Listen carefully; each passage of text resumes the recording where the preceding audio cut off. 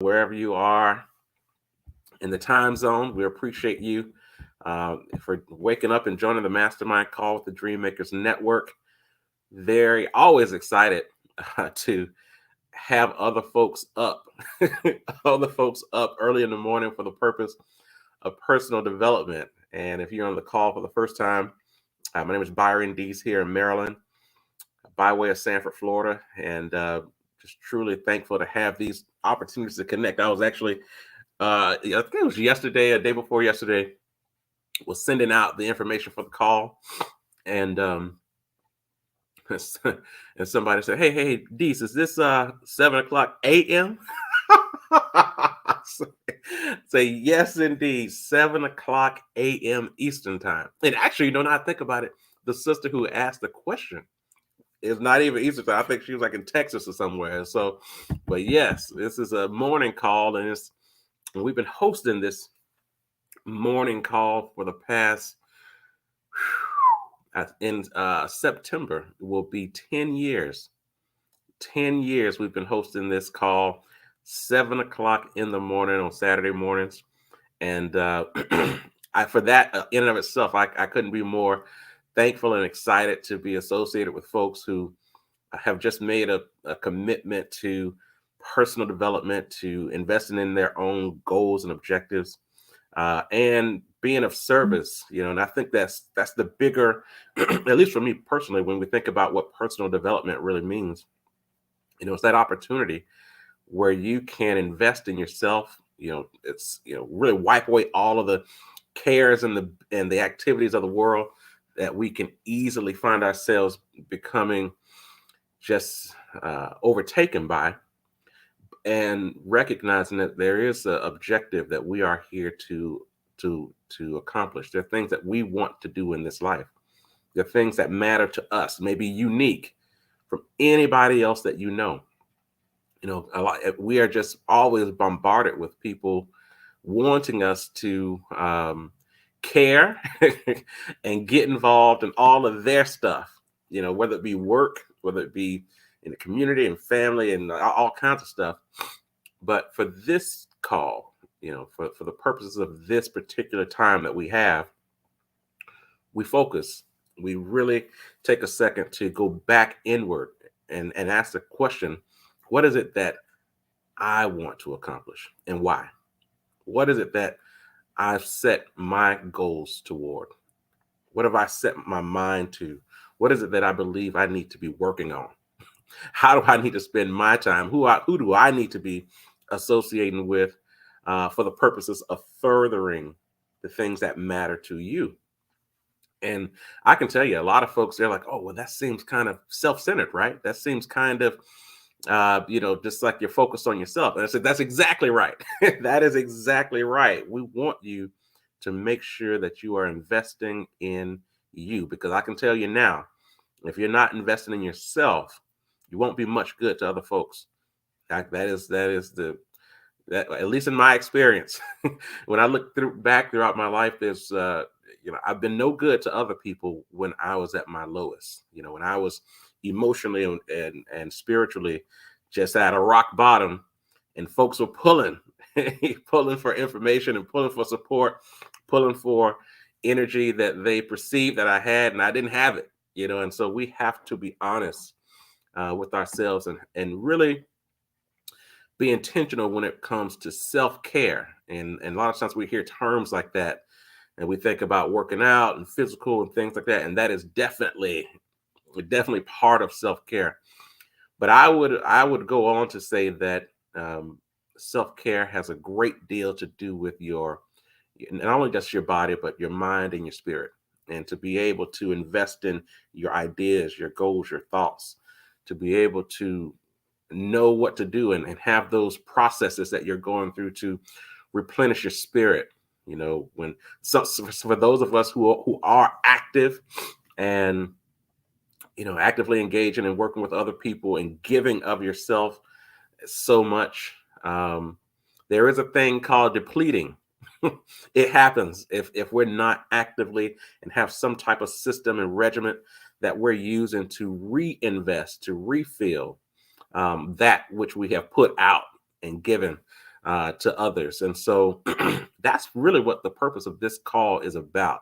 It's an opportunity to focus on your personal development and helping you to, better understand the things, the concepts, the people, understand networks that could be beneficial to you, and really just having a free space to talk about it, to outline what you're working on, for us to know that you're in a safe space of people who are doing the same thing that you're doing, who is also trying to better themselves in a way that could be of not only growing and accomplishing the goals that you've set for yourself, but at the same time to be able to have others benefit from the work that you're doing on a day-to-day basis. And so thank you for taking this time to connect with us and dial in. And for those of you who are joining us via social media, whether it be YouTube or Facebook or any of these other outlets, we're thankful to have you. And we look forward to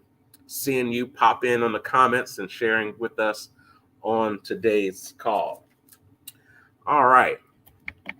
Well, we're not going to waste any time. We want to dive in and really kind of do more of a quick recap of our last call.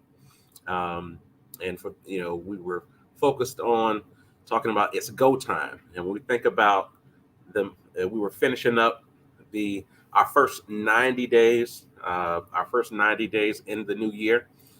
Folks come into a new year with the New Year's goals and resolutions. And then usually by day 15, that resolution or whatever they were working on is kind of dwindled down. And if you're able to get into February, still working on that, you really figured out a process that's beneficial. But we wanted to go into new years, go into new time periods, not just with kind of this overarching broad resolution, but to be able to look at it in 90-day sessions, if you will, and breaking down each month to focus on something else, to focus on kind of this line of progression. And so, going into January, looking at those goals, and last call, we were finishing up the month of March. And, the important part about finishing up a 90-day session is to be able to take a second and look back and say, wow, not only should we congratulate and support the fact that we have stayed constant and we have continued to work on something for a series of 90 days, but let's take a quick second to review what happened. The good, the bad, the ugly, the opportunities, all the things that came out of it. What did we create in 90 days? And we talked about the book, The Compound Effect by Darren Hardy, which really highlights the benefits of compounding. When we talk about the fact of compounding interest in money, and if you continuously do something over and over again and have that factor of interest, then you can see how money grows and things like that. But the same rule applies when you are focused on an objective, you're learning a new skill, you're building a new business, you're starting a new organization, whatever it is, you're building new relationships, but you stay consistent with that. And then as you become better, as you learn more, you see the growth, you see these new things coming out of the fruits of your labor, if you will. You're able to see what's coming out of that work. And so the compound effect is something that is important for us to know exists. That is something that's there once you start down that road. Now, you can't have a compound effect if you hadn't started anything, so it's like it's something on top of the next. You've started something, you see the opportunities, you add in more to it, and you get consistent. You get to what we call the conscious competence phase, where it's something that you need to do. You're doing the right thing, but you just got to stay at it. You just got to continue to do the work. And so it's just, I think it's important, especially when we have access to resources and books, and we try to market and talk about good books or read material or videos and things that you can tap into, you can listen, you can read, that will help you along the way. Particularly when we're thinking about, it's important to know that these concepts are real especially when we decide we're ready to get started on whatever it is that matters to us. Um, so being able to know that if you start working on a goal, if you start working on something that matters to you, it won't take long for you to begin to see the benefits of that. But then, when we ask ourselves, well, why do we stop doing um, things that matter to us? Why don't we finish these things out? And I'll tell you, one of the number one reasons why we thought it was important to start a network like this is to be able to have a support system, a team or a network of like-minded people who are doing the same thing. And a lot of times we start down roads, and then the people who are currently in our life may not be going through that same type of journey that you're willing to dive into. And so the people that we love, the people who are, matter most to us, may not be on that same path at that period of time. And so you may not have a support system. You may not have people who expect. And I'll tell you what's even worse. When you think about the people who you truly love and trust the most, and some of them may talk you out of it. I mean, they may talk you right out of doing something that is very necessary for you to approach right now at this stage of your life. And they're not trying to do it to be malicious or to hurt you. It could be that they care about you. They don't want to see you fail. They don't want to see you get hurt. And when you start something new and something that you may have this audacious goal in your spirit, and it requires work. You know what I mean? It requires time. It requires coming outside of your comfort zone. And if the people who love you are enjoying their comfort zone,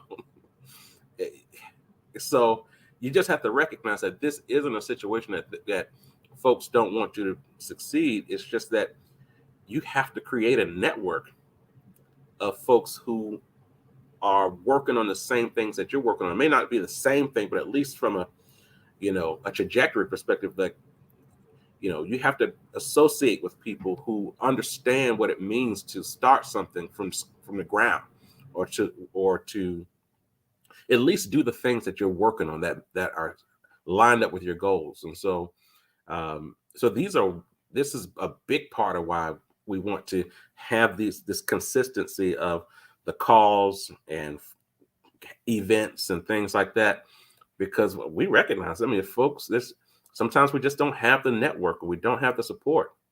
I see a lot just in working with new business owners who are scrambling, trying to figure out, just how to stay afloat, how to stay in business, because they could be first generation business owners. Their parents probably didn't, weren't entrepreneurs. Maybe their friends are all, folks who didn't start their own businesses. So you're looking around like, who do I talk to about this stuff? It was the same way. Even I remember when I was, early, when I was single, man, and I was like, I think I'm ready to get out of the streets. I'm ready to settle down. And all my boys like, what are you talking about, dude? Like the streets are great. Like, no, I got to settle down. It's like, I need to hang out with some married people, some people who have successful relationships. Because if I get married and still hanging around you boys all day, I will not be married for a long time. So you have to figure that out. And you have to know when you start something new, you have to find that network to support you. And so that's really, we think back to the last call and just being able to understand that consistency is everything. There was a part of the book where he talked about, there's an equation of smart choices plus consistency times time equals success. And so you talk about making the right decisions relative to what you're working on, doing it over and over again and becoming great at it, and recognizing that time is going to help you to grow. Time is going to help. If you do those first two things over and over again, the time aspect will take you into a whole new plateau. But when you measure time, so time meaning 90 days, 120 days, 180 days, 360, just being able to set those kind of forecast type goals over time. but at least we have these things in our mind, you know. And I think that's the big point that I want to share, even from last call and even as we go into this call, is that a lot of times I just feel like we don't have in our mind that there is an equation that we can use that will help us, guide us, I should say, through the process. Because there's nothing more concerning for me when, let's just say, I had a conversation with someone in January, and then now we're in April, and we could end up having the same conversation, but the woes and the uh that defeatist spirit around the goal is still there. And it's all, in many ways, I see it happen because you didn't have in your mind kind of where you thought you would be over time. It was like, I'm going to go hard, I'm going to work hard on this for like 2 weeks and see what happens. And that's cool. If you want to say, okay, cool, the first 2 weeks, what do you want to see happen in those first 2 weeks? But then when the third week comes and you're not happy with the results of the first 2 weeks, you don't quit and think this was a bad idea. You just say, okay, great. That's what happened based on the type of effort that I put into those first 2 weeks. Here are the results. Then you point the finger at the result that you really want, but now you just have to factor in it's going to take more time. So smart choices, consistency, times longevity, the time factor is what will help. And so, I just want to make sure that we have these types of concepts wrapped in our brain, that when we're starting something brand new and it matters to us, I can see if you're starting something new, it's like, okay, it's kind of fun, you know, it's a nice thing to do. I'm cool with that. But I'm hoping that for everybody who's on the call, who's watching on social media, that you're actually attempting things that matter, things that literally matter to you. That and let's just take it one step further. Not only does it matter to you, but if you create it, if it actually comes to life, think about all the other people who will benefit from that idea, that goal that you've already set. So I want to just make sure that we're having these kind of conversations, especially when it's lined up with what you truly want to see happen. And let's talk it through. So let's take a second. I want to look back. See if in the month of April, what have you guys been working on?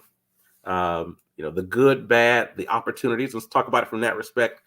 One thing I always try to do is, as I look back and I'm kind of evaluating, what did I do? What has been done?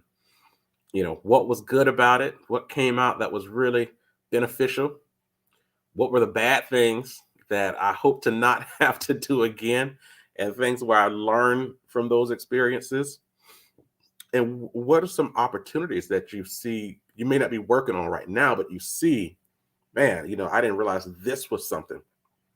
Or I think we need to focus on going into that direction and adding to this, and it may not be immediate, but it could be something, kind of long term, that you see, hey, we can't do this right now, but if we can figure out a way to tap into that opportunity, what it would really mean for your long-term goals. And so hope you guys got your water, your coffee, or whatever it is to help you kind of pop up. But I really would love to hear from you as it relates to how things have been going up to this year. What was April like?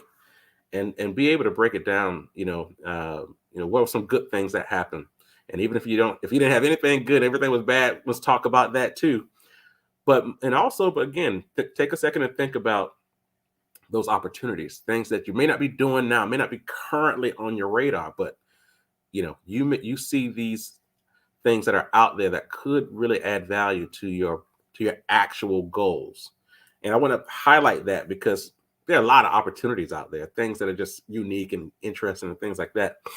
but we want to make sure it's lined up with the goals that you have, your unique goals, because what we don't want to do is get ourselves involved in a bunch of different opportunities that have nothing to do with your goals. It may be lined up with somebody else's goal and they love having you around. So you're going to, help someone else accomplish theirs, which is nice and that's cool.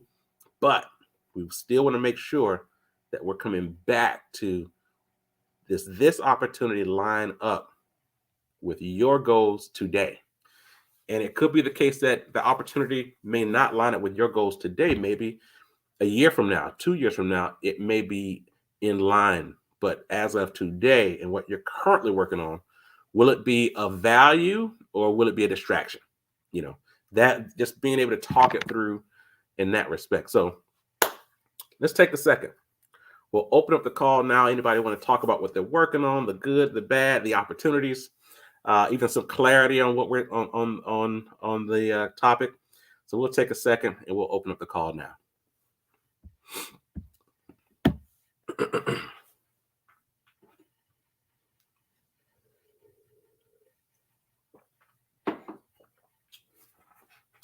And I'm asking the folks on the call also, if you're on social media, pop in the comments section. Please feel free to, share there as well, so we can be able to at least put it out there. And this is what we're working on. This is what happened. Sometimes it may be dramatic. I'm here for the drama too. So if it was dramatic and it was like, oh, it was crazy, but at the end of the day, we're still going to get back on message as to, is this truly lined up with your goals? And if it is, maybe the drama's fine. If it's lined up, it might not be a bad thing. But if it's not, we gotta clean house. We got to clean house. So we'll take a second to open up the call now.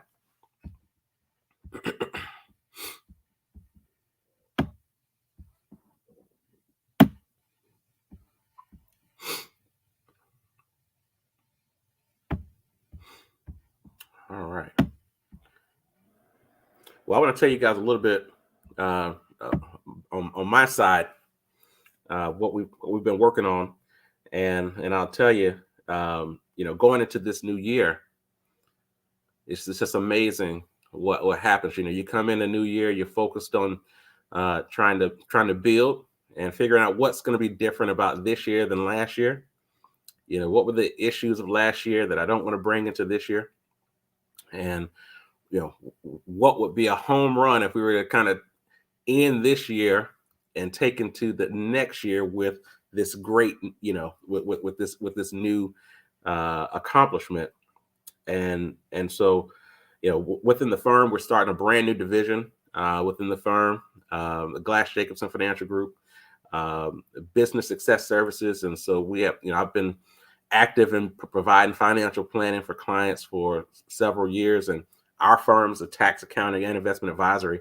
And so, when I started with the firm in 2018, the objective was to try to bring those worlds together and package a service that could be of service to particularly to our business clients, our clients who are business owners. And so from that initial thought, showing up at the firm, seeing all the great things they're doing in silos. So you're doing great work in tax, you're doing great work in investment management, but we have these clients who need more. They need more than just this. They don't need transactional services. They need someone to help guide them through. Thank you for doing that. Thank you for doing my tax return. Thank you for investing that money for me. But I have a business here that I'm trying to grow, and I need help. And being able to unpack what that really means from a firm perspective. And so we packaged together this service where we're really focusing on not only just the planning and retirement and all that, and the tax strategy, but the value acceleration, how to take a company from where it is to where it wants to be, and then be able to look at that business as a potential asset that can be sold at some point, creating, real wealth. You think about if you're building a great business, but then at the same time, your mind says, this is great, but I don't want to do this forever. And being able to outline the difference between kind of a lifestyle business that you're just going to have forever, and it's going to provide, XYZ dollars for you and hit those numbers, versus an actual transferable business that you can sell and and you can move on, take the profits from that and move on to something else. And just being able to have honest conversations with entrepreneurs and people who are building businesses, and to is this a lifestyle business, or is this something that you want to be able to pass down or transfer to someone else and have them purchase from you, and that kind of thing. And so it's been so I'm actually going through a new certification. As you guys remember, last year I went through the certified exit planning uh, advisory certification, which was great, and that kind of helped create this model that we're building now within the firm. Now I'm working on a new certification, certified value builder, to help companies to accelerate the value and grow their revenues, sell it at a highest multiple. And I just got to tell you, there's something about, and we're going to talk a little bit more about this later, but just doing the work, I think it's the biggest part. The getting into the rhythm of learning. Getting into the rhythm of doing the necessary work to be successful at what you're working on that's the secret sauce. And to be able to have conversations not only with potential clients, but even with my partners within the firm who've been running their business and that kind of thing for decades, and a lot of these concepts and strategies are brand new to them. And so it makes me very hopeful about what can be done, like what can actually be accomplished here. And, that in and of itself is just continuous. I wake up excited about it because I know that there's a lack of this kind of leadership in the market, especially when we're talking about, companies that are, not the big major corporations, but companies, under 20 million annual revenue, being able to help those business owners with decisions from startup to that 20 million annual revenue space. That's most of the small businesses that we see every day. Most of the businesses around that we go and support, and they're not publicly traded, those types of companies. It's a huge market. And so I'm fired up. I can't even begin to tell you how excited I am about the work and building a position to build and go into multiple states and go in other markets and continue to help as many people as possible. So that's the good. I would say I'm going to add to one more thing to the good. So last week was my daughter's spring break, and so we were just trying to figure out what can we do that's different. Go out of town, go someplace that we hadn't been, and we went to Pittsburgh. Now I'd never been to Pittsburgh, and Maddie, my daughter, had never been. My wife, she actually she works for Verizon. Her territory is that area, and so she's been before, but most of it is remotely. But I'll tell you, it's so interesting when you do something that you go somewhere where you've never been and you try to enjoy yourself. It's like, because we get into a rhythm of trying to enjoy ourselves in ways that we know how to do it, and so we know where to go, we know what to eat, we know all that kind of stuff. But when you attempt to do it in a place that's foreign to you, and the thought process that you go through and trying to figure out how am I going to enjoy this time. And there's something about being willing to go do something that's different. So long story short, we went there, really didn't have an agenda. Went there, just kind of perused around and made it up on the fly. On the first day, me and Maddie ended up going out ourselves and just had a good time. Went to Science Center in Pittsburgh. Went to the now you guys know I love Andrew Carnegie and his whole. And that's basically his world there. And we went to the aviary, went to the Carnegie Science Center, had a great time. And then it was so interesting. One of my good friends in Baltimore, reached out to me and was like, "Hey, what are you doing? Like, what's going on?" And I told him where I was. He's like, "Oh, I'm gonna be there tomorrow." I was like, "Really? Like, how? That's crazy." I was like, "How crazy is that?" He comes. His son is having a tournament, a basketball tournament. So we're there at the tournament, having a good time. He introducing me to folks. Um, Ended up, it was just so crazy. I ended up meeting this guy who's in the staffing business and providing staffing to companies, which just about all of my clients need some staff and support, given the workforce issues right now. And real time, when he gave me his information, I shared it with the client.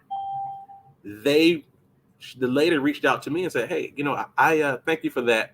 I told the guy I reached out or I sent that information to my client." He says, "You know what? I got a call from her earlier this week." I'm like, "Are you kidding me right now?" Like it was. I meet you on the fly in a city that I had nothing, didn't even know anything about, but we have this unique connection. And since then, like this week, we worked and share some business opportunities with each other.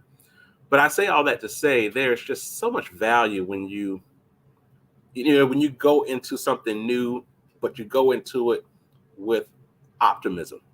You go into it with a sense of something good is getting ready to happen. You go into it excited, and then but you don't know how it's going to come together. And it was just a completely, I would say, random situation. But when you take a step back, it's really not that random. You actually had a formula that I was using. I was like, okay, I'm gonna be excited about going to this new venture or this new place. I have no expectations other than having a good time. And these things though each step is creating a certain energy. And so when you meet people, you're giving them that energy. And even when you see people try to throw your energy off, you just either keep moving or you block it or whatever you got to do. You don't spend a lot of time, because if I had to take a step back, there were moments where I could have easily gotten frustrated or, you know, upset and all that, and said, "Oh, let's keep moving. No time for that. Let's go." And to be able to look back on that whole weekend, and there's still benefits coming from that weekend, so I would say, it was just it was a really cool trip. Um, and but I think it's definitely cool when you're able to go out and do something like that, and do something new, and just have the expectation of having a great time, and then see what happens.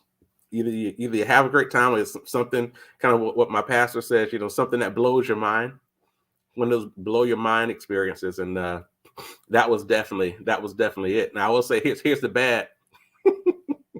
The bad was, listen, we're having so much of a good time, ate some absolutely great food while I was there. Oh man, I definitely probably gained about 10 pounds over the weekend. So it was one of those. I was like, I was saying in my brain, I was like, yo, I can't do this anymore. Like, I know it looks so great to be able to eat this stuff, but I can't, you're just at a point where your body can't eat the way you want to eat. So that was the bad, because this whole week I've been trying to get back active and to just right some of those wrongs of the week. So, um, but yeah, so it was good. It was so that was kind of the good, bad, uh, and I would say some of the opportunities is I have been focused on trying to eat healthy this week, and I'm gonna and with that, trying to figure out a way. And when I say figure out, meaning like get my mind to work in a way that will not only, I actually enjoy eating healthy. It's just that I enjoy eating crazy stuff more. so so trying to tweak my brain to say, no, you love the healthy stuff. Let's not go back and overdo it in those other areas. So that was my week. That was has been a blessing. I'm thankful, and I'm really optimistic and excited about going into this new month. And so, all right, I've been running my mouth. Let's take a second. Let's open up the call. Anybody else like to jump in and talk about what they've been working on, the good, the bad, the opportunities out there? Let's take a second and open up the call now.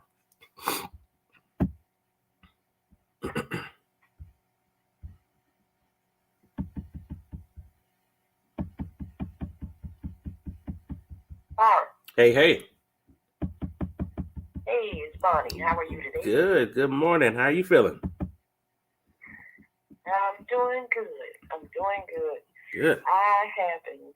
I figured I'd talk about what I've been going through, Mm-hmm. and how I guess where we are right now.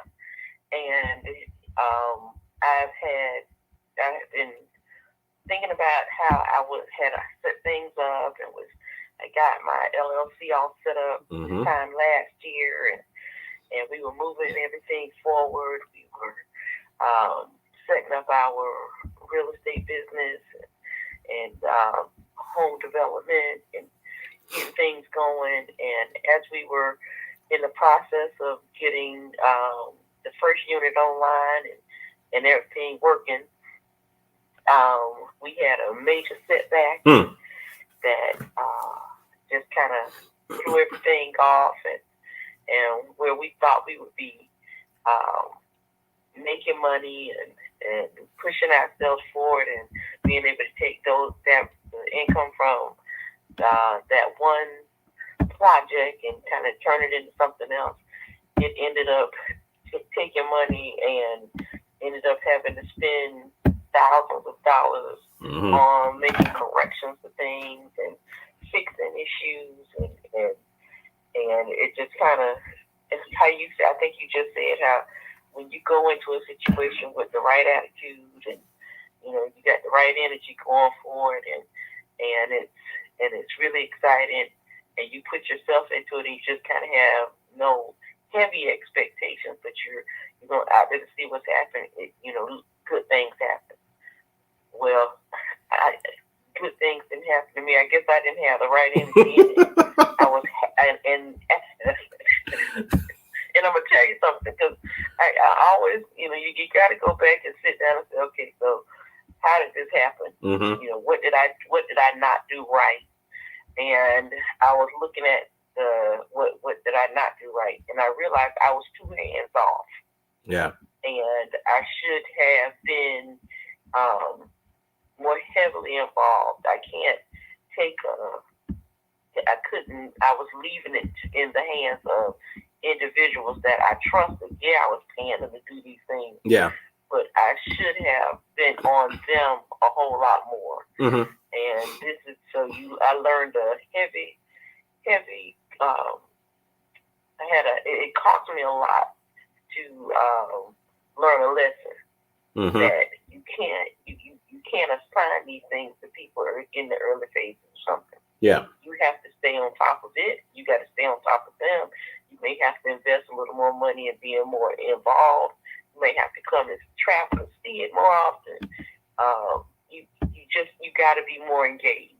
Yep. And so now I have, and what that also did is that in the process of me trying to get through that process and work through all the details and figure out a way to dig myself out of it, I finally it took longer than I expected, because after I thought I was going to be able to have something that was going to be rental property, I ended up selling that property to recoup some of the losses I had because of all of the expenses. Mm-hmm. I said, okay, well, let's just get ourselves on track, and we'll be okay. We get it sold by November, December. And that kept falling apart. It's like every time we thought we would be taking 10 steps forward, we would take 20 steps back. Yeah. And we finally got it sold in March, and it ended up costing us more to sell, and so you didn't recoup as much income from it, or and so to me initially it just seemed like it was just the situation that okay, I'm trying, and every time I try something, it just keeps going wrong, and I don't understand why it's going wrong. But I had, when you take steps back and you look at the lessons you had to learn. Number one, I had to tell myself I can't let my emotions get tied into this stuff when it goes sideways. Yeah. You can't. It's because things don't always go sideways. It just happens. That's fact of life. Mm-hmm. And you have to find a way to beat yourself, fight your way out of the situation. Sometimes you have to go somewhere and get quiet. You can't just stay in this. You can't stay in it, because if you stay in it, you cannot look. You can't see what you really need to be doing. Sometimes you need to get away from it, completely away from it. If that means, all the phone calls you get about it, how do we handle this? If you turn them off, sometimes you may need to go to. I see why people take vacations when they have a challenge. They just say, you know what, I'm running off for 3-4 days. I'll be back. Yeah. Yeah. Yeah. And you let go of everything and everybody, and you just go and be with you and clear your head, because the answer is there if you can just clear your head. Yeah. And had I done that, I think had I done that when I was in the midst of it, as opposed to, okay, I can fix it. That's what I do. I fix things. That's my thing. I fix things. And had I just stepped back and said, you know what, there's a solution. The solution will come. Let's just keep working the plan. You'll be okay. Mm-hmm. I think it would have gone a whole lot more smoother. But that's a skill I'm having to develop, because I don't operate that way. I can fix it. I'm gonna fix it right now. Yeah. And get fixed. It's just, instead of fighting with it, just get in the flow and it'll pass. We'll get through this. There will be a positive outcome. We'll find it. A way will be made in order for there to be a positive outcome, and we'll get through it. But what did happen in the process of selling that unit, I had a signing agent come to me to do the closing, and one of the things while she and I were doing the closing, I just started asking a few questions, and one of the times after we started talking about it, she offered to be my mentor for me to come on as a signing agent. Now, mind you, probably about 2 or 3 weeks before, I was talking to someone else about becoming a signing agent for any real estate transaction, a closing transaction. Mm-hmm. And as I was doing the closing, I just asked 1 or 2 questions, and she really got into it, and then she started. And it's the same the concept I had that I wanted to do with acquiring properties, having some for rentals, some for flips, some for you build from the ground up, and it turns out that's what she and her husband are doing. And she just started telling me all these things that they're doing, and how they're not just limiting themselves to Florida, they're in other states. Mm-hmm. And how she took her becoming the signing agent, so she handles all those transactions for their activities. It became something that it just kind of grew out of what they had already planned. So it helped me kind of refocus my mind and say, Brian, get back on track. This is what you need to hear, so you can get yourself back together and keep it moving. So that's what we're doing. And, we're getting the certifications and the licenses and everything, and I actually got a mentor to help me get going. So that's what I've been doing. I love it. And it's and two quick things. One, there's just and I'm going through it right now. It's just there is so much value when you're starting to get certified in something that you're working on, like that's a part of your vision. Because a lot of times I know people who get like certifications and it's like not a part of anything. It's like it's just you're getting certified, you're getting this extra training, and it's like, okay, you got it. Is that a part of the next thing? It's like, oh well, I just thought it'd be nice to have. Like, no, man. Like, what is that about? So, but when you actually have a vision towards something, and then you're going through that training process, that's just the energy, that learning energy is so it's just I found just be very powerful. But the one thing that you said, especially when we start talking about fixing stuff, actually just, oh, I got to fix that. Oh, I got to go work on that. And the way I try to look at it is the need to fix something that's broken versus the need to build something that's relative to your vision.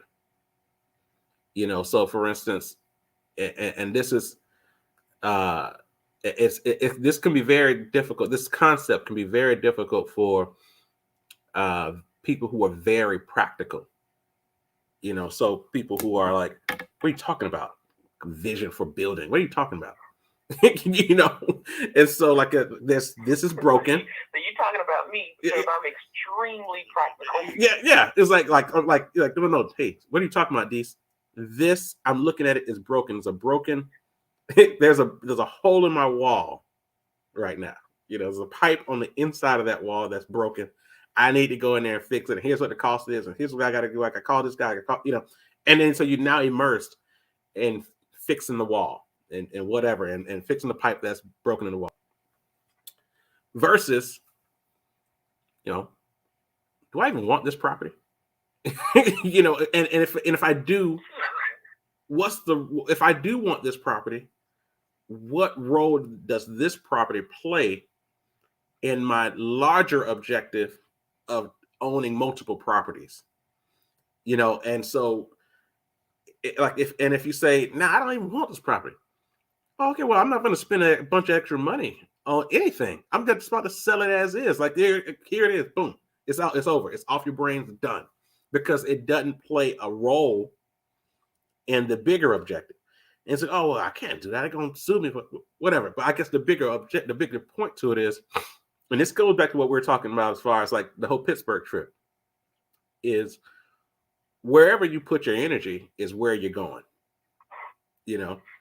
So if you're putting your energy into, oh, I see there is an issue over there, but relative to the bigger objective of building, of having, 20 properties that are in a different class than the one property that you have, but I'm still using this one property to help me leverage to access the other properties, that situation doesn't seem as big anymore as it does if this is the only property I got and I just need to sell it and hopefully I'll break even and all that kind of stuff. And but the concept and for me personally, I try to use that vice versa concept just to help keep my energies in check. Because if Gotcha. if your energies are off, it's a wrap. I mean, I don't even know any other way to say it. It's if your energies, if you are now not only, let alone frustrated, but if it has now, that frustration grew into, anger, and then that anger grew into depression, and that grew, I mean, it can just become a life of its own, and that is the absolute biggest no. You know what I'm saying? Like the biggest objective for any of us, especially anybody I guess anybody in the world, but definitely people who are working on their goals, people who have just made that commitment that, by any means necessary, I'm accomplishing these goals. Your biggest enemy is your a negative outlook, a negative attitude, a negative energy. Like that is your biggest enemy, because that will shut down your ability to accomplish anything. So I think going back to what you were talking about is when you look at the bigger vision of what you're working on, and being able to associate with people who can talk you through, having a mentor, I mean, you really tapped into what we're going to talk about a little later is, being able to, it's all this stuff is a lot easier when you're either following a successful system or you have a successful mentor with you right through this whole process, one or the other, because the system will show you what to do in those situations, or that mentor will say, hey, just do this and this and you're good, versus you're trying to come up with things to do that you've never done before and it's completely off your radar, and it's just like, all right, I'm gonna fix something, but I don't know which wrench to use, or should I use a wrench or a hammer? you know and so I say all that to say, I think that the final point to this is that you're headed in that process of, all right, cool, I got a mentor, we found a space within this industry that is lined up with my energy and something I really have already been thinking about doing anyway. Now we're looking at who's our market, who are we going to market this to, why is that the right market? And as you're going through those, checking those boxes and just assessing how you feel about every time you check a box. You check a box and you get excited, you know you're headed in the right direction. You check a box and you're like, yeah, I'm not sure we're going to be able to pull this off.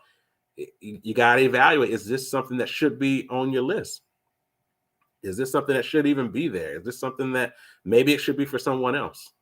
Because if it's not getting you fired up, if it's not energizing you to move forward, and especially when you got a couple other things left that just boxes you hadn't checked yet, and you're not fired up about this one, the likelihood of you being able to check those other boxes is beginning to become slim.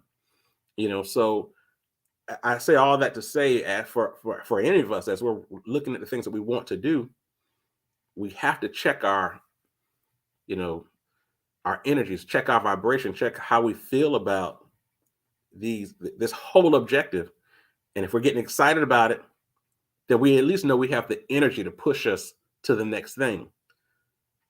Or vice versa. It's either you're getting very excited about it, or you're getting very mad, and mad from the standpoint of mad that I'm going to do something about this. Not mad that you're sad and upset, but mad to the point of empowerment, where you hear about people, and actually in the book The Compound Effect, they actually talk about this concept, about you either have these people who are change agents, and they're either change agents because they have this inner inspiration to accomplish a certain thing, but that certain thing could be to end poverty, and they spend their spend their whole time or kill or eradicating cancer, or all things that could on the surface are bad things, but the process of fixing that and the process of overcoming that is a great thing. So, but we, at the end of the day, it's energy. It's either energy that inspires you, or it's energy that you know makes you so mad that it kicks you into gear to do something. So, but I would say, for as you're going, and I think for all of us to start thinking about this, we're in the month, end of the month of April, going to May, but then starting Memorial Day, we're starting right into our 90-day challenge. And so for those of you who want to call for the first time and not familiar with our network, every summer we host a 90-day goal setting challenge, and this is definitely the time to either one, if you started your objectives that you worked on at the beginning of the year, and your goal now is just to accelerate that to the next level and expand on what you started at the beginning of the year. Or for those who said, hey, I didn't do it. I didn't start anything, but this is, I have something in my spirit right now that I have to get done. Or maybe you're just at the point where you're not saying you have to get it done, but you really would love to see it happen. That's a good place to be too, because if you're even at that spot where I would love to see this happen, that's a great spot to be in. The truth is, most people show up and they're like, I have no clue as to what I want to work on. I have no clue. And then you have to go through the process of figuring out what matters to you. Because there's a host of stuff we could pick. We could pick, I want to make more money. I want to lose more weight. I want to get married. I want to strengthen my marriage. I want to, there's a whole host of things that we could pick, but we don't just want to pick something. We want to be in a situation where what you're working on and committing yourself to for the next 90 days is 100% something that is you want to see happen in your life. And if you don't do it, you're going to still keep thinking about it. It's that thing that's been lingering in your spirit. I want to accomplish this business. I want to add this new, division to my company. I want to strengthen my relationship. I want to be a better parent. I want my kids to be doing this, whatever it is. I want to increase my wealth, whatever. If you're going to keep thinking about it as we go into the next 90 days or this time next year, more than likely you're going to continue to think about this because this time last year you were thinking about it. That's the thing that should be at the top of your plate as we go into these specific goal setting activities. And so in your case, Brian, it sounds like you already are at the point where you have identified a mentor, you've identified the service, you've identified the market. That's a recipe for success. Now it's just, more so identifying your ability and your process to make it real, to accomplish that goal. And that's part of the 90-day process. And so at least you got another 30 days just to assess the things in your life that will, or that may, I should say, get in the way of you accomplishing your goals. And so you can, this could be the time, where I shouldn't say could be, this definitely is the time where you find out how do you process your mind and your spirit to calm things when things get crazy. Because, for some of us, we're already in very active lives. We already have that kind of stuff going on. And now and the stuff that's keeping us active and busy may not have anything to do with what you really want to accomplish for this goal setting objective. So for people like that, you have to figure out, how do I either, one, completely find a way to, focus on your objectives while you're still, managing all the responsibilities that you have in this life, or two, be able to find ways to connect the things that's currently going on in your world and have it in many ways add value to your current goal, in some form or fashion. And it requires some real conversation around, how am I spending my time? Why am I spending my time doing these things? And what value am I gaining from it? At some point, in some situations, there's nothing about the things that's going on in your life that could add value or help you with what this new goal that you have, other than the fact that it could provide that necessary energy.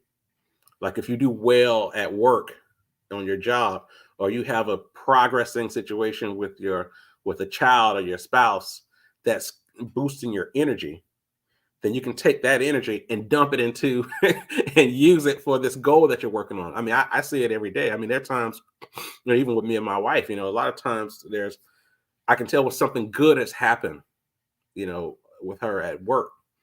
And I'm like, ooh, let's see if I can sneak some of this energy and dump it on something else we're working on.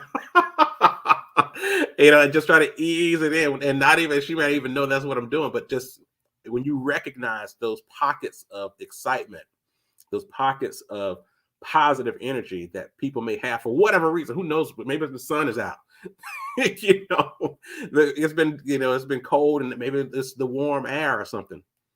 Doesn't matter.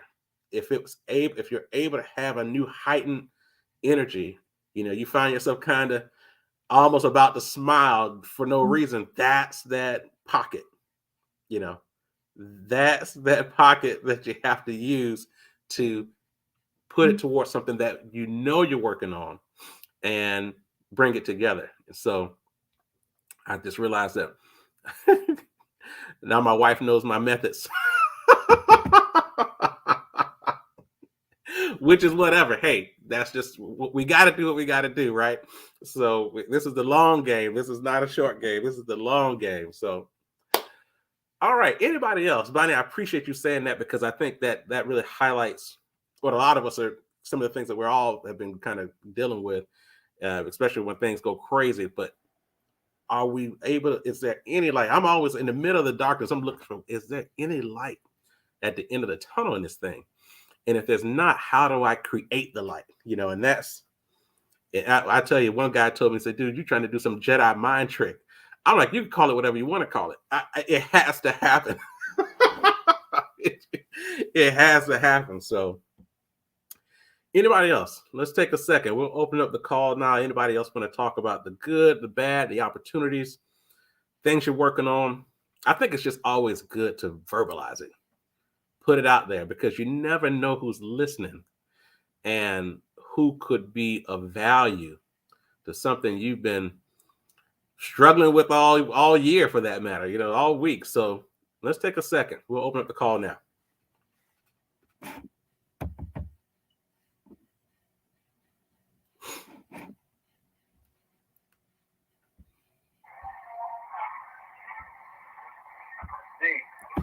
Yes, sir, my brother. Oh man, we here, man. We here. Where you at, the mall? Right on top. No, definitely not the mall. I'm at the body mall. That's my man. With people of all shapes and sizes. Yes. I'm trying their best to make it happen. I love it. I love it. Fitness planet. Planet of fitness. The planet of fitness. Yeah, man. I'm in here. I'm in here. I'm not an alien. I don't know. I'm native. I don't know. I'm here though. I'm on the planet right now. I'm on the planet. I got a couple things. One about your initial question. Mm-hmm. I thought was very interesting, and I thought it was the reaction was I was hopeful about two. First off, I'm so happy to be on the call, and I appreciate you for what you're doing, and everybody that's on the call, especially Barney, Sharon, and a lot of the insights that I took from her today are going to be useful for me, in the future. I'm gonna try to put it together. But when you originally asked the question about the call, and we didn't get bites, right? I was like, man, that might be because a lot of people are in the throes of what they're doing right now. Yeah. That conscious confidence phase, right? I'm thinking it back to the beginning. And in that conscious confidence phase is the most deadly phase, right? Where people normally quit or and they can't figure out why. Because it's not only that you quit, but also you don't know why. Because and what I heard was that it's because in that phase your excitement has dwindled. Because in the unconscious confidence phase, when you first find out about something, there's always excitement about it, right? Especially if it's something that you want to do. You're like, wow, this is great. I didn't know that I could do X, Y, and Z. I didn't even know that this business, you could work this business from this angle. Mm-hmm. Wow. Okay. And then you get into it, and you get into the confidence phase where even in the phase where, good morning. Thank you. Even in the phase where you're learning, like you were talking about, being in the certification phase, that's still unconscious confidence because you're learning the techniques of it, right? Yeah. There's excitement about in learning something new. It's something you want to learn, right? So there's excitement. Oh wow, I can do it this way, I can do it that way. Wow. Okay. Then you get into that confidence where you actually have to start applying all the stuff that you learned or that you didn't know about. Mm-hmm. And sometimes you can get wins, sometimes you get losses. But what was more interesting to me that we found out, that I think it's true, you let me know if I'm off base, but it's the rapidity and the boringness of it that starts throwing people out. Even if you do get some wins, it's just the reps over and over, and then something becomes boring because the new learning is small because you're only learning incrementally, like little techniques to kind of tweak, but you're not getting those big chunks of knowledge that are exciting. Yeah. You get very small bits of data that you can use, but most of it you already know, and then the difficulty kind of goes in, and then you get into a situation where it becomes more and more boring, and you're not able to mine out those small pieces of data that can take you, to the next level. You're ignoring this now because your anticipation of the boringness of what's about to happen. And I think what probably the problem is that most people's job, you know what I'm saying, like over and over and over. And then you're talking confidence and you don't stand long enough because you're bored and you wind up searching for something else that can give you that excitement. And in the business context or some maybe a following screen context, you may say, okay, well, this business is not as boring. All right, let me go over to something different. It gives me that initial, oh wow, I didn't even know about that. And then you learn, and then you get those big chunks of data, and you grow, and then you still have to go right back at a conscious competence. And you have to fight through that until you get to that, we know this is unconscious competence, and then boom, you really, you really get to this space where, you can do it, without having to be conscious of it, and then you can enjoy the fruit of whatever, effort you put into that conscious competence state.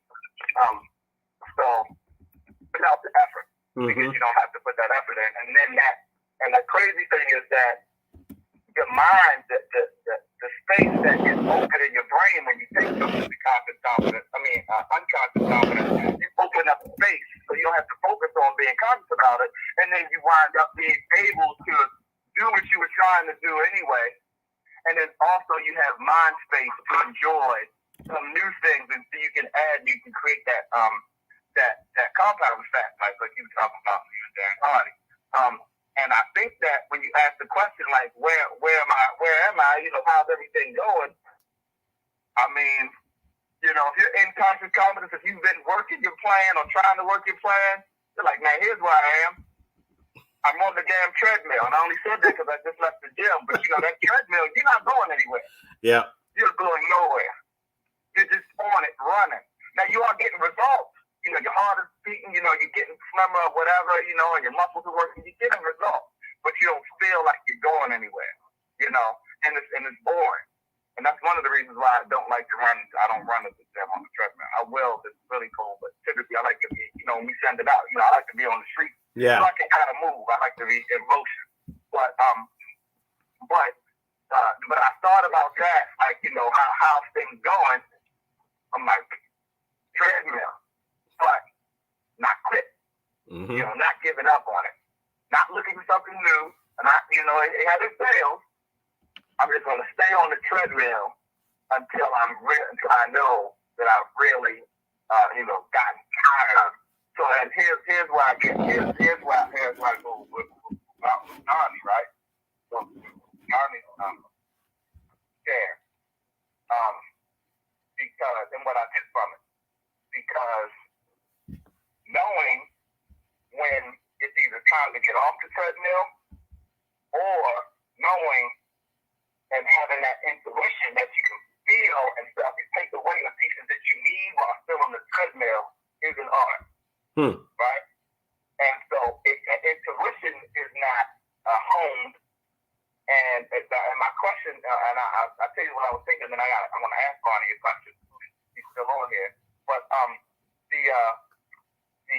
that intuition to know, like, as I'm on the treadmill, and this is, I guess because I'm sitting in the gym, right? So how you're on the treadmill, and then some of them got this, like the grip, and then you your hands on the grip, that'll give you your vital signs, right? Yeah. One, the display will let you know how long you've been running and how far you are, but then when you grab it, it'll give you your vitals, right? How fast your heart is beating and whatever else, and then I guess how many calories you burn based on the weight that you put in, right? So being able to internally have that intuition to know that I haven't gone anywhere, but when I search inside for what's been happening and having that perspective to be able to dig out and mine those little chunks of data and say, oh, okay, wow, yeah, my heart rate is up to whatever, whatever, 180, and it's supposed to be at 180, but my resting heart rate is 140. I know I'm working, and I know it's there, so I can look down and see that something is happening, and that something is important because it is to my greater goal, which is to, in treadmill example, burn fat. I know that if I get to a certain thing, my body goes to this and it starts to burn fat and blah, blah, blah, blah, blah, right? So being able to mentally mine those chunks while you're in conscious confidence is a skill and an art and working that intuition. And here's the question that I have for Bonnie. And when you're in that failure piece, or when you're in an area where things aren't going right, or when you were with the house, with the property, did you have a feeling that you should have been doing more as far as being hands-on or being in contact with the people? Did you have that feeling?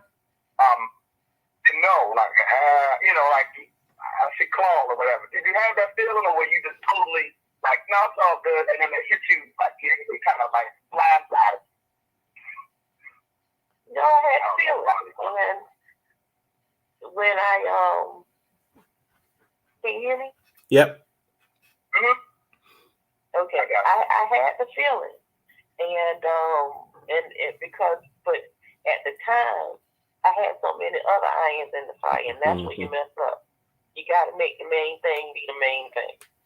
And I had so many other irons in the fire, and I was 3 hours away from, so it wasn't like I could just pick up and run and see about it every time a decision needed to be made. So that's why you figure you hire somebody that you could trust, that you're paying them real money to do it, not just some hookup. And I trusted that as opposed to saying, you know what, even if you can't go every day, you need to be figuring out how to get down there at least every other week or so. And look at it, put eyes on it, walk it through with everybody that's touching it. And I didn't do that. And so what I learned was, and it was an expensive lesson, but I learned that's it. When you're in that phase of a process, of a project, you cannot assign it to somebody. You have to make sure it's happening. When you are all in on something, you're all in with your money, but you got to be all in with your time. You got to be all in with your efforts. You can't just assign it to somebody.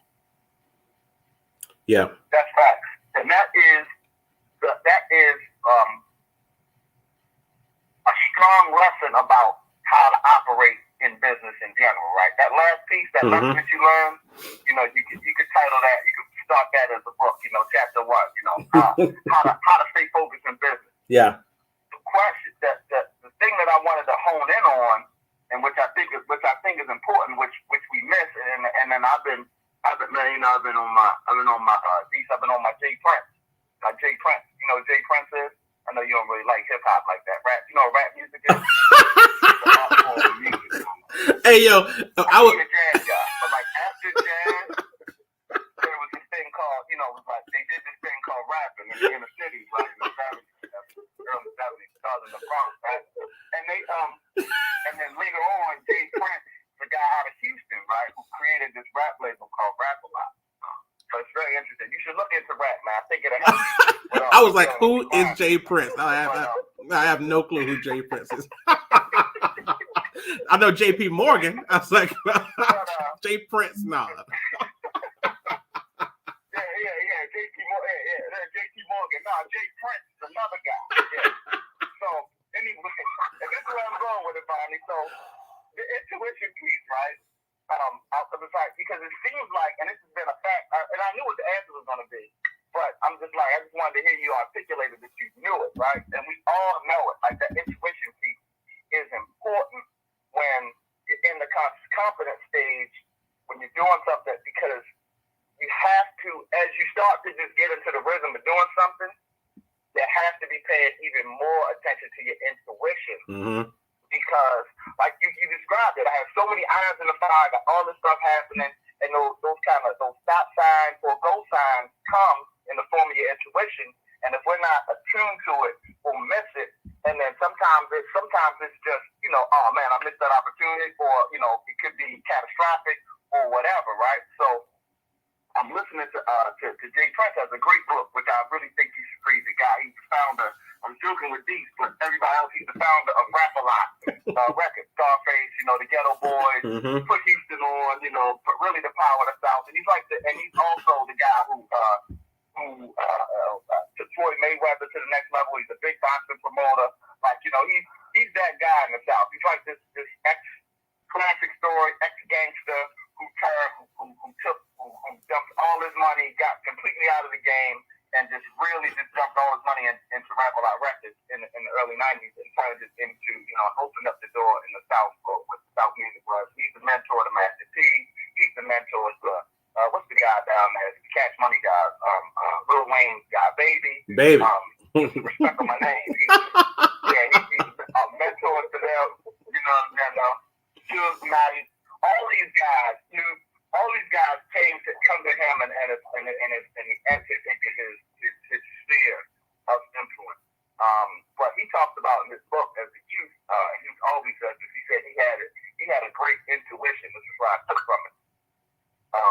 Knowing that when it was time to leave the game, he has this thing like this. He's in the closet, and he's holding his firstborn son, and he's praying to God. He's always been a man of faith, even though he's been a stone cold criminal, and I'm sure done all kinds of other stuff. But he believed God had his back. So he just said, man, I was asking for a sign of something I wanted, and he said that when he made the decision, his intuition helped him to know this is the way I gotta go. The next day he went out. I just, sold everything he had, sold all his boys. He was out of the business. He had one car dealership, and from that, he built Rap-A-Lot Records. And that allowed him to not get caught up when, federal investigations came and all that, because he had really, stopped breaking the law. He also did it when his friend came to him early in his life, where they were getting ready to rob something or something. He said, man, let's go. And he went with him, and he said, no, it doesn't feel right. Right on the man. He was about the guy gets off the car at the end. I'm not going to do it.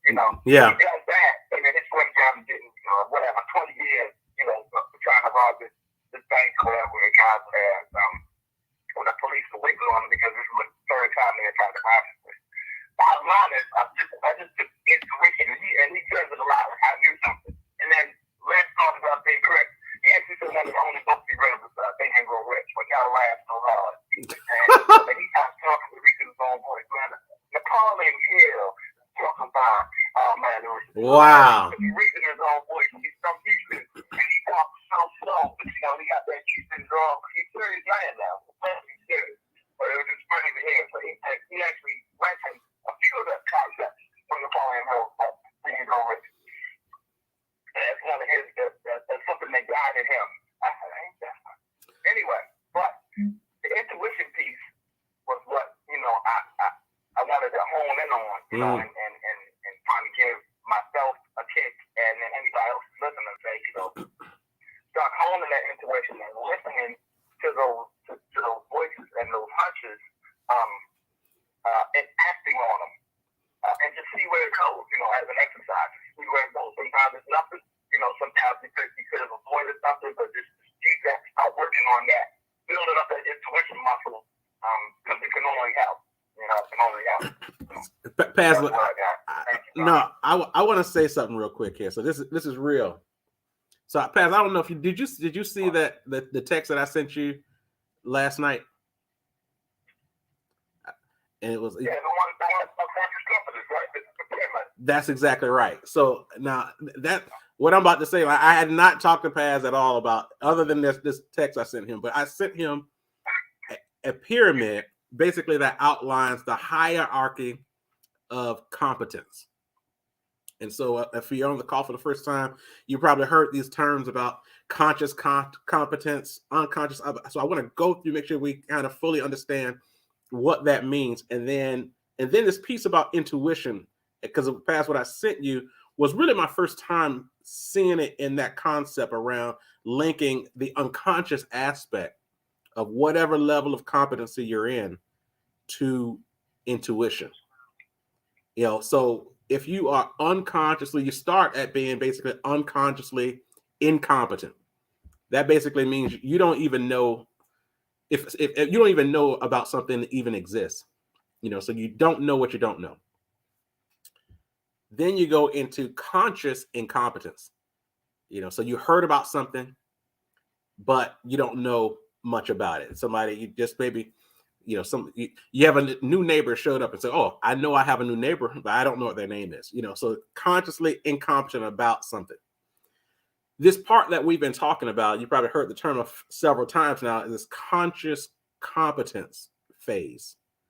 Is I know about it and I'm actually trying to get better at it. And that's kind of where most people are in situations. It's that either I'm doing it and I don't like to do it, so I'm just doing it because I have to, or I'm doing it with the objective of mastery. And so mastery is the unconscious competence where you don't even have to think about it. You're doing it. You're a master at it. And in past, what I sent you basically highlights links intuition with the unconscious aspect of it. And so when you think about intuition, how does someone gain intuition, or what is intuition? And so and so it's kind of, some people call it the gut. I had a gut feeling, or I actually associate intuition with faith. So I'll say I have faith that this is moving in a certain direction. And let's just say I get to a point where I'm not sure where it's going. That's when I say, some people say I'm going to just follow my gut. I'll say I'm going to follow my faith. And then the faith basically is, well, what do you have faith in that's going to send you in a certain direction? And then I go back to, well, what am I here to do? What am I trying to do right now? Like, what is it? I mean, granted, you kind of hit a fork in the road and you're not sure what to do. And sometimes the circumstance will make will push your attention to just focus on and address that circumstance. But then that's when I say, well, what does my faith tell me to do? And where am I going to go from that respect?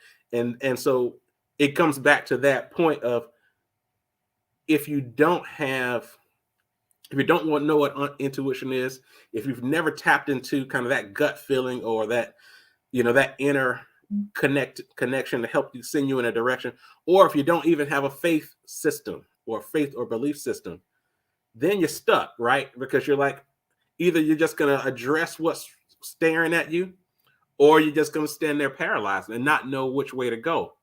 And this is I'm glad we're kind of on this point, because like I sent out the post that today's call is to be focused on peaceful confidence.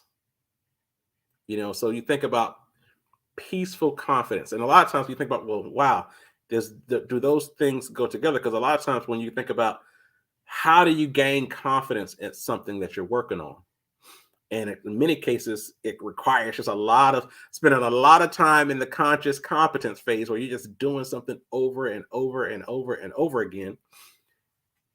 But do we associate doing something over and over again as a peaceful state, where from a mind and body and spirit perspective, that you can be at the conscious competence phase doing something over and over and over again, but being at peace doing it? Where you feel And so a lot of times people will say, well, you don't get to that peaceful spot until you're unconsciously competent. And I want to, really have this conversation around the importance of being at peace, even when you're learning, even when you're building and growing. So it's at that phase where it's going to require more work to gain and understand and build, and you're going to have those new experiences that will require, a lot of times when you find something new, it's the issue with that in some cases that sometimes can create anxiety is the fact that there's nothing in your brain, meaning past experiences or things that you know what to do, that will say you should be okay with this because we got it. We know how to do this. So is it possible to be in the conscious competence phase where you're doing something ongoing, you're still growing, but you're still at peace? And I was digging into this concept, and I went to a scripture in Isaiah that actually, at least for me, it helped me to kind of find some peace in this topic. And this is I'm going to post it here. It says in Isaiah 32:16-20, and this is the New International Version, and it says, "The Lord's justice will dwell in the desert; His righteousness live in fertile field. The fruit of that righteousness will be peace. Its effect will be quietness and confidence forever. My people will live in peaceful dwelling places, in secure homes, in undisturbed places of rest. Though hell flattens the forest, and the city in levied, and the city is leveled completely, how blessed you will be, sowing your seed by every stream and letting your cattle and donkeys range free." And so there was one particular part here that stood out, and that was the 17th verse, was the fruit of that righteousness will be peace. Its effect will be quietness and confidence forever. And so after reading that, my mind went directly to, well, what is righteousness? What does it mean to be righteous? And so in the context of, from a spiritual perspective, is constantly believing and the teachings of your faith, and being in a position where you've identified that this is the right from a moral perspective. So at least you have a kind of a foundation to go back to keep you on line with what is right. Well, then you ask that question, well, what is righteousness from a goal setting perspective? How are you being righteous relative to what it is that you have committed yourself to, from accomplishing and building the type of world that you want to live in, to building the lifestyle that you want, to creating all of the things that really matter to you? What is that centering line that keeps you focused, that keeps you to say, I am being righteous to this process? And that really goes back to, what Bonnie alluded to it, is, who do you listen to? Relative to what you have identified as what you want to accomplish, the goal that you have set, you listen to the people who have what you want. You get the information, you find ways to access and align with identifying the right way to accomplish the goal. And if you don't know the right way, then it's difficult to become righteous with a process that will help you gain and accomplish what it is that you've outlined for yourself. And so when you think about, it's one thing to look at righteousness from a lifestyle perspective and your morals and how you view the world. It's another to apply that same concept to any specific goal that you're trying to accomplish, and being in a position to understand what is it going to take to accomplish this. What is it going to take? Look, I go into any new thing already kind of having faith that, God has given me the mind, the body, the spirit, the energy to do anything that I can set my mind to. But the next question is, once you set your mind to something, am I still going to be, or still have that level of confidence that I'm doing it the right way? And that is where I want to make sure that we are really diving into, one, having goals that we are more than willing to pursue and go after.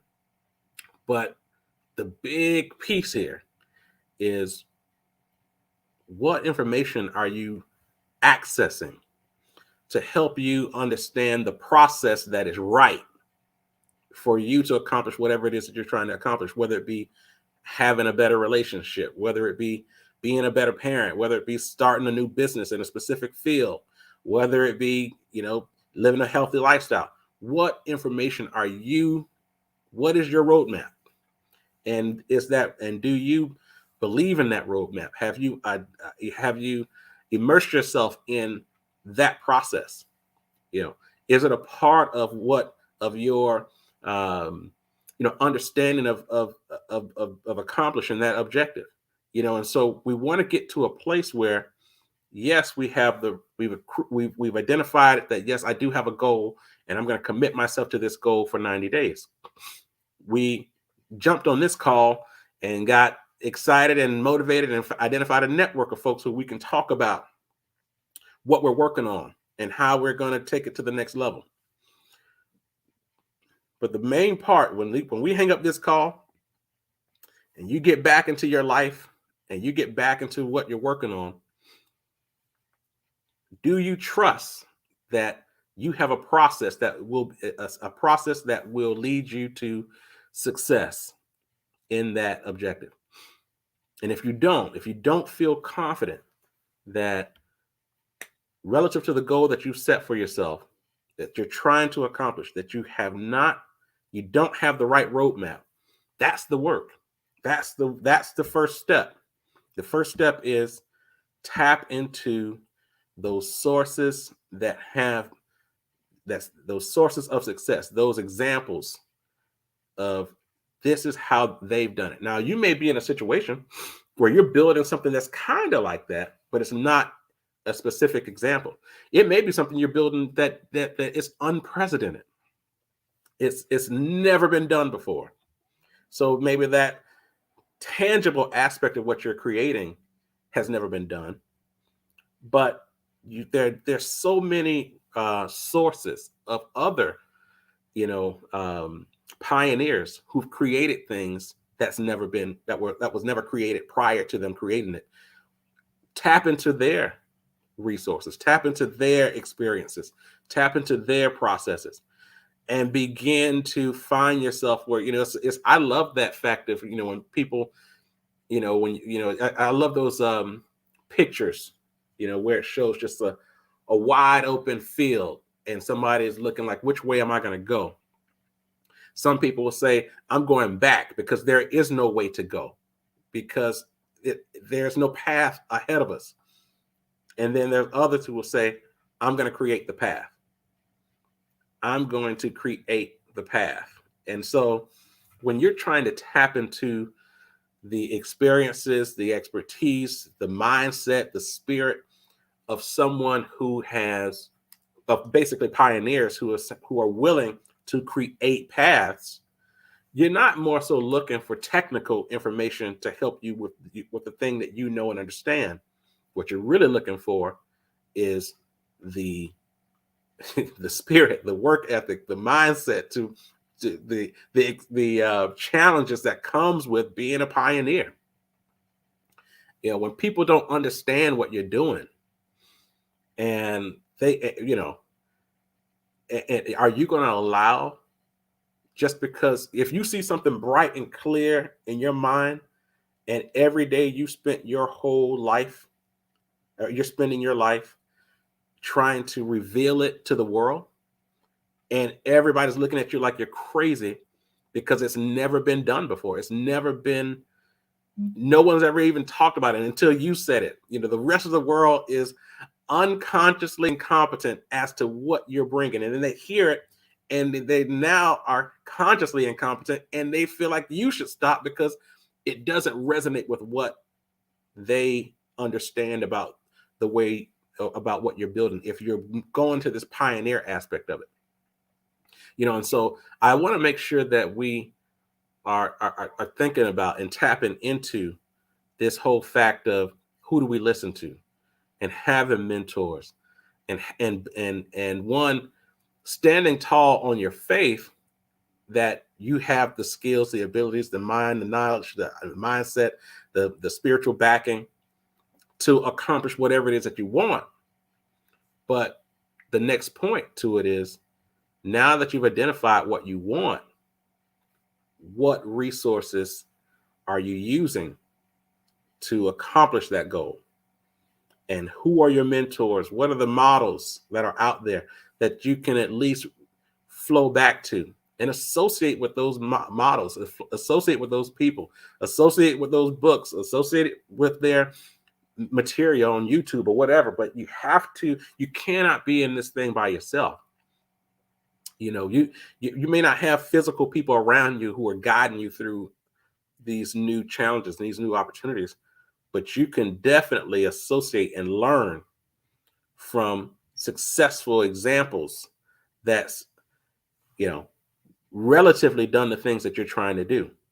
And it's a concept that I think I would tell you, most people don't use that concept. Most people just say, I got to do it myself. I got to go at it. And most people live their entire lives not trying to tap into and create networks and have mentors, and they just try to figure out how to do it themselves, because they could have been in a situation where nobody prior to them, parents or people who raised them, used that model. I remember when I was a kid, I used to talk to my granddad about his mentors, people who helped him become who he became, in his early stages. And so the concept of mentorship for me was a good thing. It was something that was necessary. And I remember when I graduated from college, and I just remember thinking about my age at that time and just really wanting a mentor. Just like, I was again going into a lane that didn't know a lot of people who could guide me, and didn't have a lot of experiences in my mind that I could associate with. And so I was like, I need a mentor. And I went for probably another decade without real guidance, in that space, in this financial space, and just basically said, all right, well, I'm just going to, whatever happens is something that is a reflection of what I chose to, my faith, and just going into it. And to be fair, it really wasn't until we created this network, when we started diving into the resources of books and accessing the stories and the histories of people who have passed away, but they documented their stories, so we could dive in and get that information and begin to practice, some of those examples and stories in our own personal lives. And then the world of the mentors just started popping up everywhere, physical, through books, through so many examples. And now just I feel like I'm just surrounded with mentors, because, being in a situation where you still have a thirst for learning, a thirst for gaining more information, associating that information with the goals that you've set for yourself, it just opens up. And if you're willing to open yourself up and be vulnerable in those, and I don't want to use the word vulnerable, but definitely to become teachable, to have someone to be able to share information whether you're reading that information or you're associating with people who have and they're doing things that you want to do, and just going in with the teachable spirit to learn the good, the bad, the ugly, all of it. Now you're really creating something that, and I always say this, to be able to start down a path of learning and growth that will live beyond your lifetime. And that way, because I'm not big on like finite situations. It's like you start something that will just keep going. It's like, even when we're talking about this whole concept of from a financial space of like retirement and money management, investments, like you build it bigger than you, build it bigger than your time, because there are other things and people who could benefit from what you're building, so it doesn't just have to encompass your life. I had a conference. I think I may have shared this one time. I talked a little bit about these people who have lifestyle businesses and transferable businesses. And I have this client. He has about 5 employees. Company is doing $20 million a year. 5 employees. But his business is purely a lifestyle business. It's a service relative business. So it's all the expertise is in his head and what he shares with his employees. And so, not married, no kids, doesn't have a concept of generational wealth, and so we had to kind of dive into, outside of this thing that you've built, this, money making machine that you've built as a business, what else matters to you? What else matters?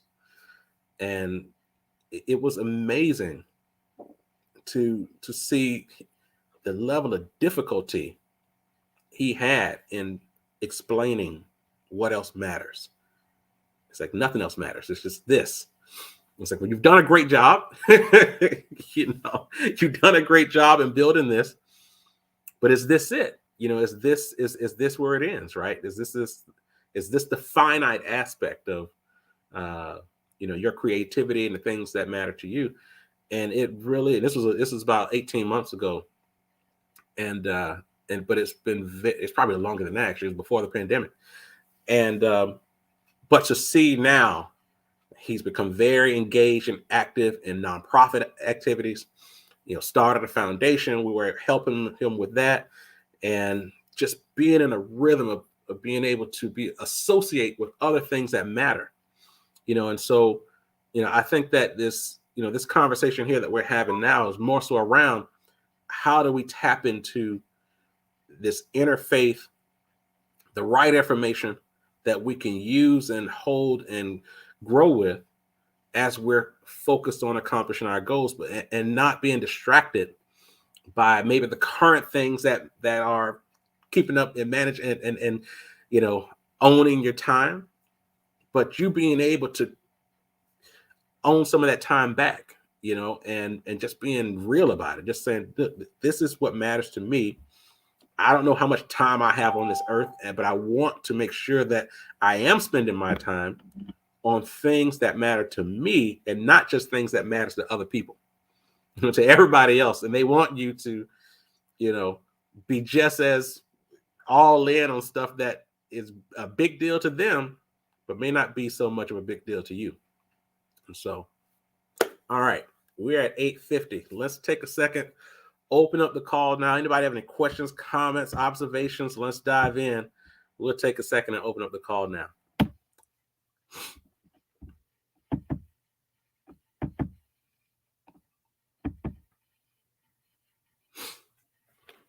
I got a question, Chief.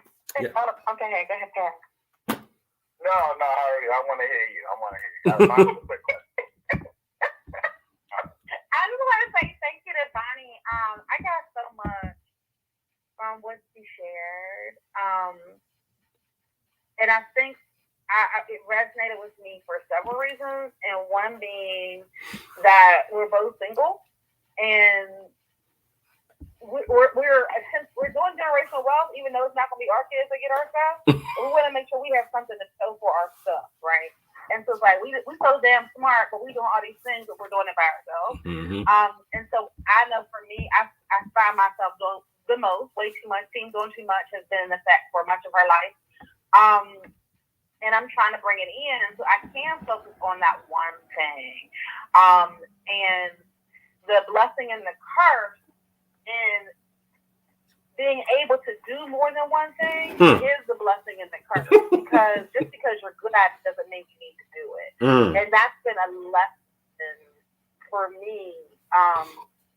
Because, you know, I can do a lot, but do I need to do it all? Absolutely not.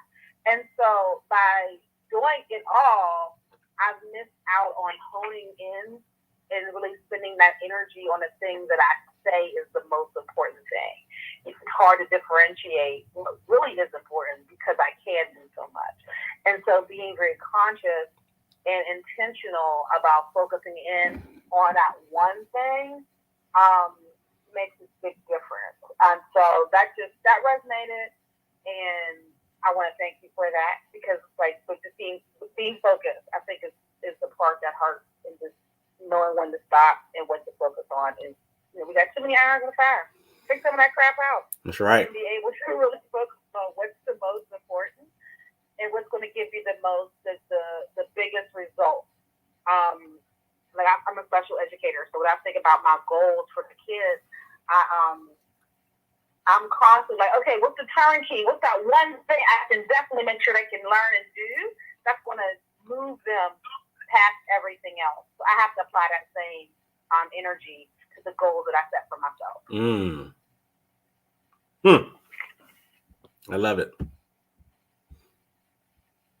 All right, Brother Morris.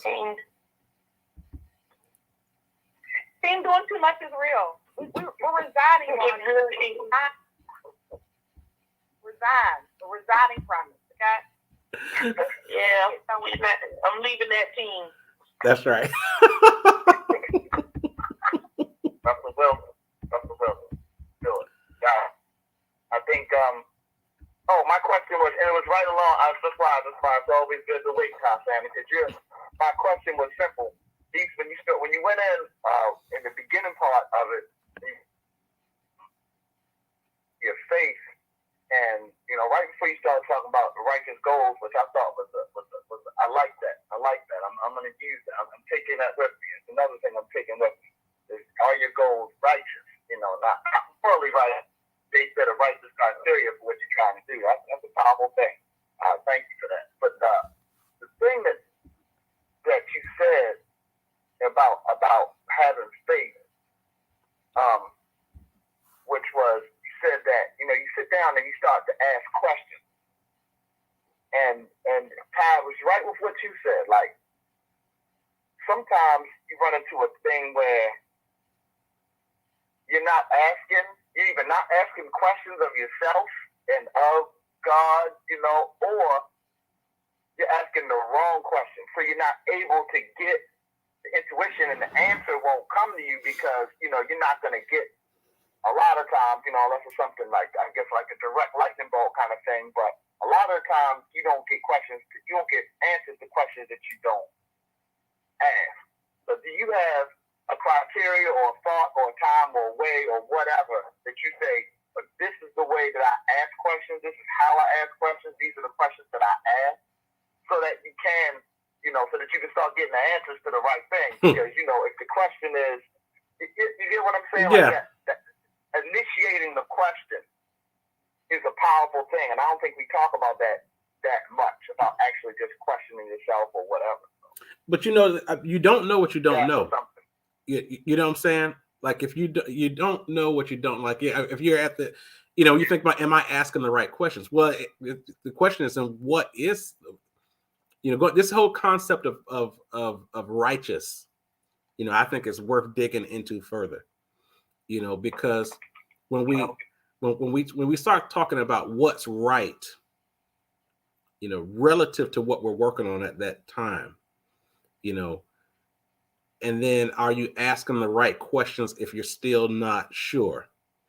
So from a simplistic perspective, you start a job on the first day, and you know, and everything in about the place is nothing. You don't know where anything is. And you say, well, what's the right question? And the right question is relative to the thing that you're getting ready, that you need an answer for, you know. So, but when we start talking about our goals and what we've committed ourselves to trying to accomplish, and we've now entered a space where you're before being consciously competent. You're like, ugh, I know I want to. Here's the bigger thing that I want to accomplish, but man, I don't even know how to take the first step. You know, so that's the reason why I think it's just so important to either one of three things. I would say one or two, but one of three things. Either you've tapped into a system that says, here's how you do it. And so what that system, and if you trust that resource and that system becomes the righteous, you know, you're the right thing. And then you doing it makes you righteous, you know, because the system is the right thing to do. You actually doing it every day makes you righteous to the process, you know. So that's the first part. But again, it just goes back to the mentorship piece as well, being able to access the right types of people or information to follow that. But so that knowing what question to ask relative to where you are, I mean, you know, if you're doing the steps, and you know, it's very difficult to ask questions if you're not doing it. You know what I'm saying? Because like a lot of times when we say, well, you know, we're trying to, you know how it is. A lot of people try to get the information before they start doing it. You know, so I need to know everything about this before I start this business. You know, and that's just not the deal. Like you got to just start doing it, and then as you're doing stuff, you're like, oh, okay, I'm not sure how to figure that. Okay, what if I'm trying to be righteous to the process? You know, where am I? Who should I contact to get this information? Where in the system that I've connected with talks about this?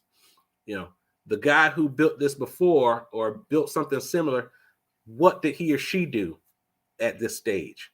So the best way to answer a question around am I asking the right questions is, am I doing it? Am I doing the work? Did I try it? And did I try it and I failed a bunch of times? You know, how did and the thing is, the good part is if you failed a few times, at least you're beginning to failure creates answer in some questions. I won't do it that way again. You know, I won't do it that way again. I won't do it that way again. And you know, so you're able to begin the process of identifying the right way. If you're not, you know, especially if you're not following a certain system, or you don't have a specific mentor, or you hadn't read all the books, but at the end of the day, doing and getting started is the first step to making sure you at least are asking the right questions because you're experiencing it. You know, if that makes sense. Oh yeah, perfect sense. So the action will generate the questions, which is 100%, and then and your connection will allow you to receive the answers, which is the second part. Got it. Yeah, and again, I just think that we have to, you know, this whole I'm really that Isaiah scripture really really opened up. Was it 13? I'm sorry, 30 chapter 32. 16 through 20, it really opened my eyes to this whole concept of being righteous to a process, being righteous to something, I should say. And, you know, because, you know, if you're working hard, but you're working hard under the wrong process, then what are we doing? You know? And are we sabotaging our own goals? You know, do we even really believe in the system that we're using to be successful? You know, and whatever it is, whether it be your faith, whether it be your marriage, whether it be the new business, whatever it is that matters to you, that's important to you, do we believe in the system that we're following? And if you don't believe in a system, then you got to become righteous at something in order to be headed towards success. And and we all know examples of people who have been righteous to the wrong stuff. And we all heard it, especially when it comes to relationships and that kind of deal.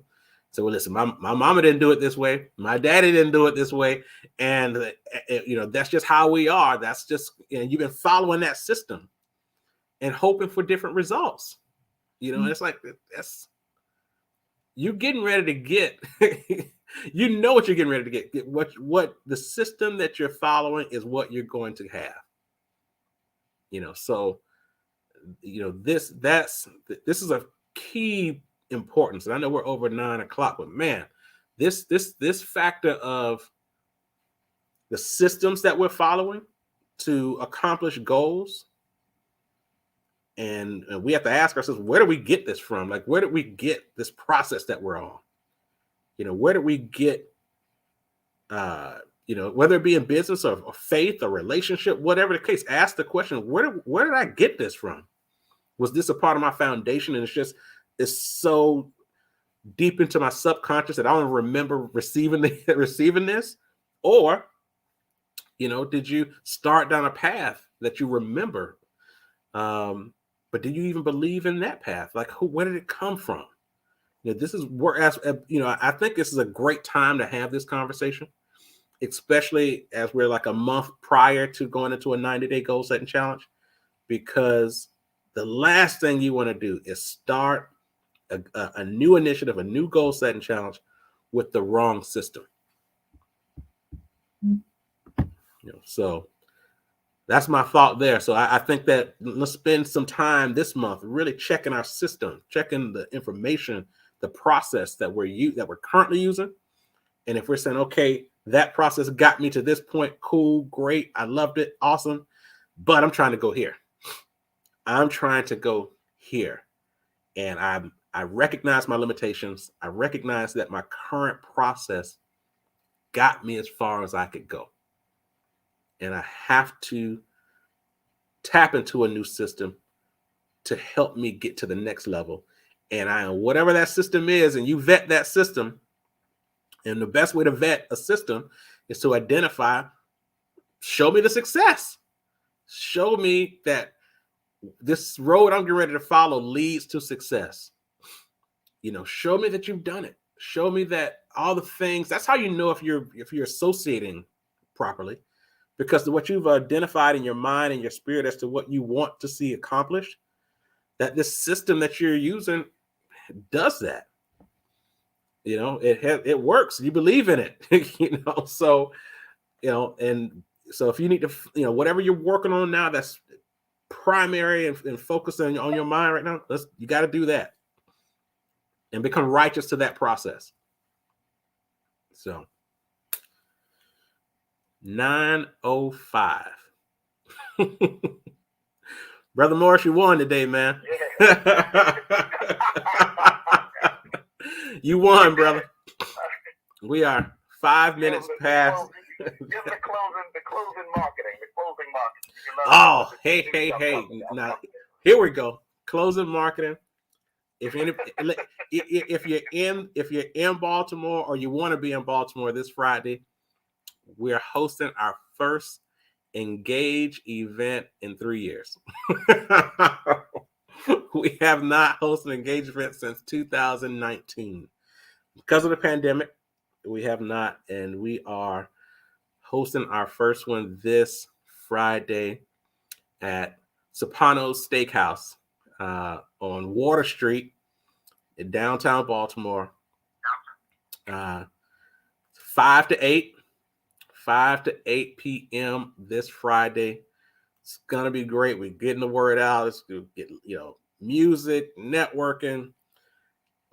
Come out. This is a networking event, and it's a great time to connect with folks who are doing great things. The purpose of Engage is to help support entrepreneurs but two, anyone who's really looking to connect with like-minded folks in the area. We're going to talk a lot. We're going to, definitely highlight the fact of our mastermind calls and personal development that we're working on. We're going to be marketing the 90-day goal setting challenge and making sure people are tapping into this system. So they can check us to see, is this a righteous system?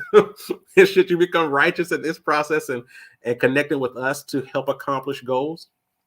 But more importantly, for those, it's a great way. It's not a lot of opportunities for people who have businesses or who are entrepreneurs, but they're doing it on their own. They're trying to create a marketplace, and you get a chance to tap into a little bit of the Purple Honey experience, get a taste of Purple Honey, live entertainment. So come out. It's going to be a great time. It'd be good to see folks, bring your mask. We'll be partly outside and inside, so you'll get a chance to be outside as well if you need to. It's the new way of networking. So hopefully, for folks who are concerned about connecting and coming out, do whatever it is to make you feel comfortable and safe. But we're gonna have a great time. And here's the other thing that I think folks I didn't know is that Sopranos is marketed as having the best steaks in Baltimore. The best steaks in Baltimore. So let's see if they're good for it. So that's this Friday at Sopranos Steakhouse, 5 to 8. Engage, networking, live entertainment, Purple Honey experience. It's going to be great. And that's all I got. I do want to share also, I say a lot of times, but I absolutely, for folks who are looking for a good Bible, I use the Maxwell Leadership Bible. The Maxwell Leadership Bible from John C. Maxwell. And I'm actually going to look and see it. So this is actually the New King James Version, but I like the New International Version. I'm going to see if they have an NIV version. But this stuff, it breaks it. It's just like any other Bible with scriptures and all that. But then if you're familiar with John C. Maxwell and his books on leadership, he has a whole section where he breaks down kind of commentary per scripture and just really digs into some of the leadership principles and pulls that information out.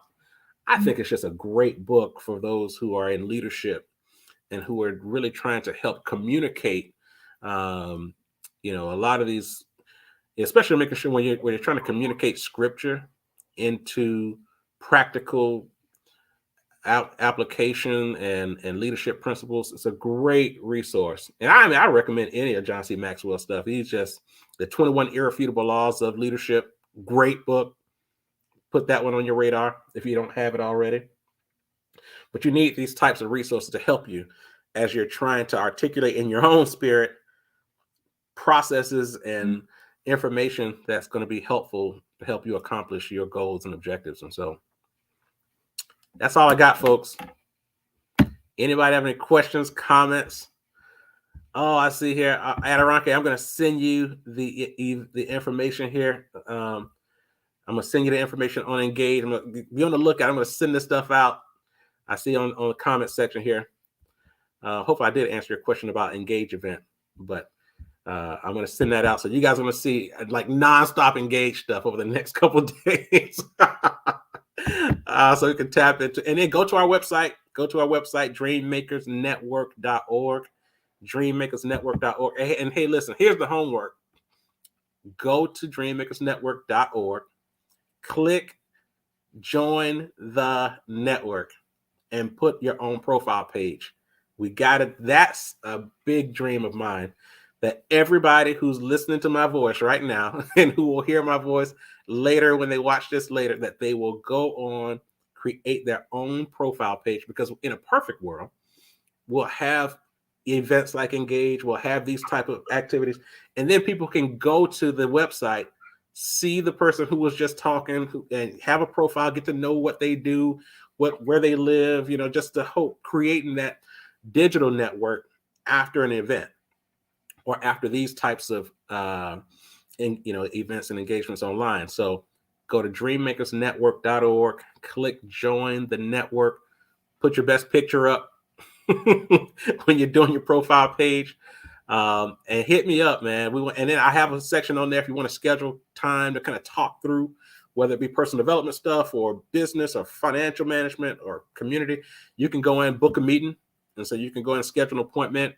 We can kind of sit down or organize time to talk through things in detail. Definitely do that. I would love to, just sit down and kind of talk through one-on-one what you're working on, and then see if we can kind of help connect some dots there. So that's dreammakersnetwork.org, and you can build your own profile page, and we can schedule a 30-minute consultation if you have any questions or want to go into more detail. All right, guys. Thank you again for your time. So appreciate you today. And I promise that I will try to keep us under 9 o'clock Eastern time. But today was good. And I appreciate you guys sharing and being as intentional and open and honest as you have. So have a great week. And we will see you next Friday at Engage. Have a good one.